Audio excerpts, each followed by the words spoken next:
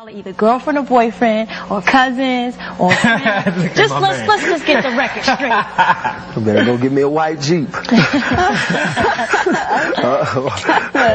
Well, no, we're not related at all. No, we're not. We're just very close. He's my best friend. Yeah, cool. Now, who found who? In the whole wide world. I found Leah. As a matter of fact, Barry Hankerson, my manager, who's her uncle, told me to go up to Detroit and hear her sing. Once I got up to Detroit, I didn't have to hear her sing because she was glowing. I knew she had it. As soon as she started singing, that verified it. And from there, we became here, and everything is all good. Mm-hmm. Is Aaliyah your real name? Aaliyah is my real name. It's very unique. It's nice, though. I think it's Muslim Arabic name. Oh, all right. Does it, do you know the meaning, or does it have a meaning? It means the highest, most exalted one, the best. All right. There we go. Marriage. R. Kelly used a non-disclosure agreement to silence Aaliyah and her family. After his marriage to Aaliyah and subsequent annulment, R. Kelly used a non-disclosure agreement to silence her and her family. She was just 15 years old at the time. The most recent accusations were made in the episode of Surviving R. Kelly on Lifetime that aired on January 2nd and January 3rd.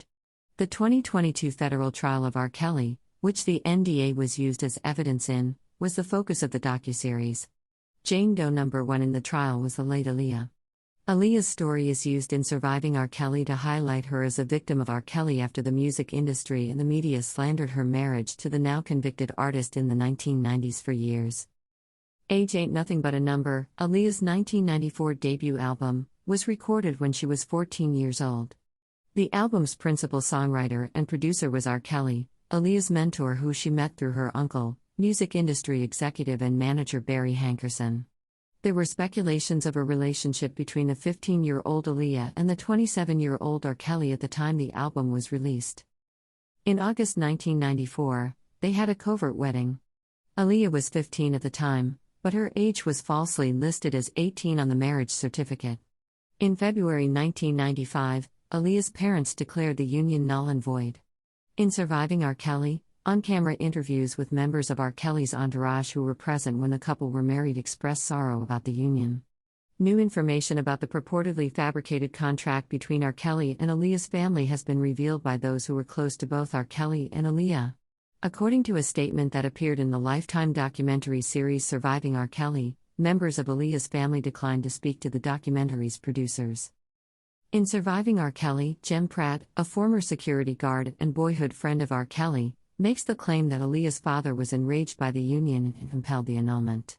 Pratt claims that R. Kelly's family entered into a legal agreement with him that guaranteed they wouldn't pursue legal action against him for the illegitimate union once it was dissolved.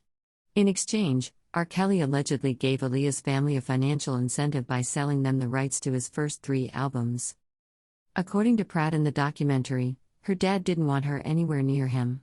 In Surviving R. Kelly, several guests who appeared on video detailed the marriage as a means of preventing R. Kelly from serving time in prison for statutory rape of a child.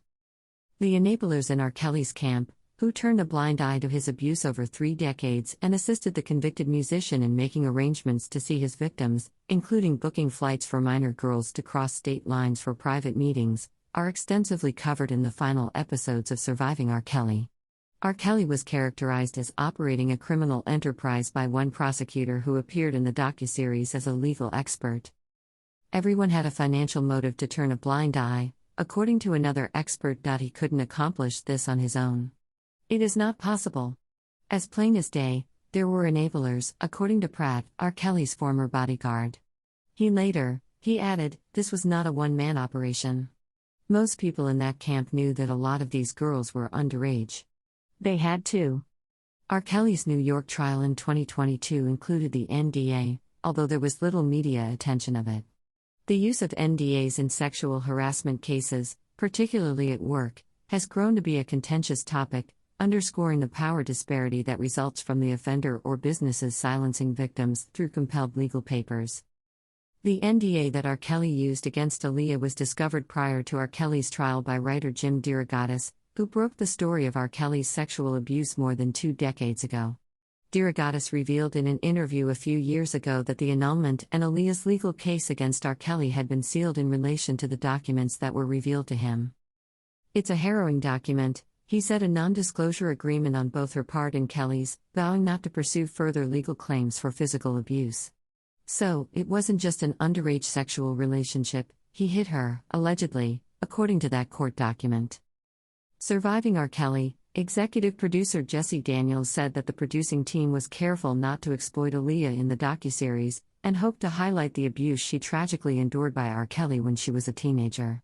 "We have had a lot of conversations about how to tell Aaliyah's story every time because we really want to be respectful of her legacy. But what she went through, we can't turn our backs on," said Daniels.